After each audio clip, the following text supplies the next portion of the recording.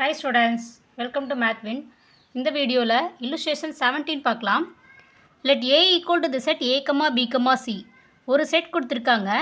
Then F equal to IA, அதாவது identity function கொடுத்துருக்காங்க. அந்த ஃபங்க்ஷன் பாருங்கள் A, B, B, C, C.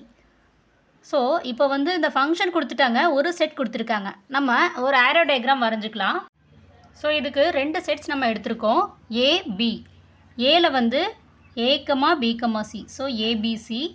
பியில் வந்துட்டு உங்களுக்கு இந்த ஃபங்க்ஷனில் A, B, C, C இல்லையா? ஸோ இதிலேருந்து நம்ம பிங்கிற செட்டை எழுதிடலாம். ஸோ இதுலேயுமே செகண்ட் எலிமெண்ட்ஸ் எல்லாமே சேம் இதே எலிமெண்ட்ஸ் தான். A, B, C.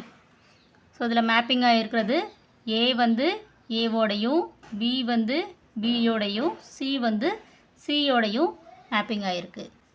அப்போது இந்த ப்ராப்ளத்துலேருந்து நம்ம என்ன தெரிஞ்சுக்கலாம் அப்படின்னா, எக்ஸில் என்ன எலிமெண்ட்ஸ் இருக்கோ அதே எலிமெண்ட் தான் எஃப் ஆஃப் எக்ஸ்லேயும் இருக்குது. அதாவது கொடுத்துருக்க எலிமெண்ட்ஸுக்குரிய இமேஜஸ் வந்து பார்த்திங்கன்னா சேம் அதே எலிமெண்ட் தான். ஸோ எஃப் ஆஃப் எக்ஸ் வந்து சேம் எலிமெண்ட்ஸ் கிடைக்கிறதுனால இது வந்து ஒரு ஐடென்டிட்டி ஃபங்க்ஷன்.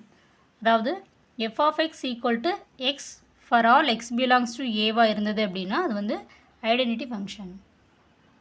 தேங்க்யூ.